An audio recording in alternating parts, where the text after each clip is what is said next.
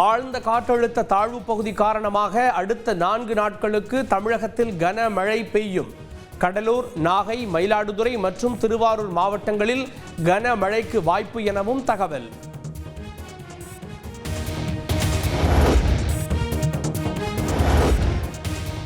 தமிழ்நாட்டில் அதானி நிறுவன முதலீடு குறித்து தவறான தகவல்கள் பரப்பப்பட்டு வருகிறது. நானும் அதானியை சந்திக்கவில்லை, அதானியும் என்னை சந்திக்கவில்லை என பேரவையில் முதலமைச்சர் ஸ்டாலின் பேச்சு. என்னை அவர் சந்திக்கவில்லை, நான் அவரை பார்க்கவும் இல்லை. இதை விட வேறு விளக்கம் தேவையா?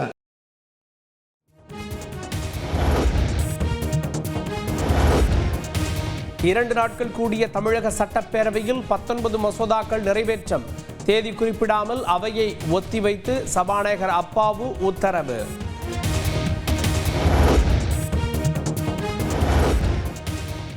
தமிழ்நாட்டை காட்டி கொடுத்து விட்டேன் என்பது போன்று முதல்வர் ஸ்டாலின் பேசுவது அழகல்ல. கனிமவள சுரங்க விவகாரத்தில் மாநில அரசின் ஒப்புதல் பெறப்படும் என்ற பிறகே ஆதரித்ததாக அதிமுக எம்பி தம்பிதுரை விளக்கம்.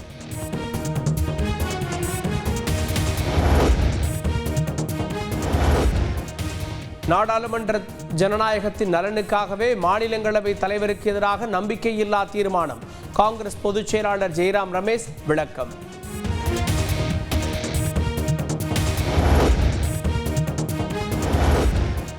எளிய மக்கள் அதிகாரத்தை அடைவதற்காக பிரச்சாரத்தை மக்கள் சக்தியுடன் விரைவில் உருவாக்குவோம்.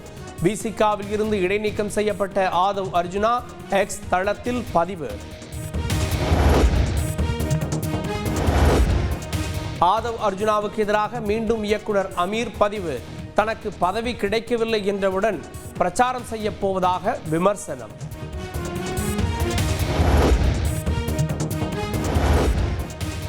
மதுரை வெளிச்சநத்தம் கிராமத்தில் விடுதலை சிறுத்தைகள் கட்சி கொடி ஏற்றப்பட்ட விவகாரம்.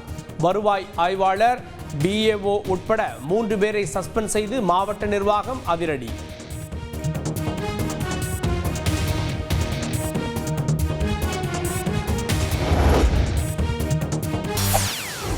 செய்திகளை உடனுக்குடன் தெரிந்து கொள்ள உடனே சப்ஸ்கிரைப் பண்ணுங்க.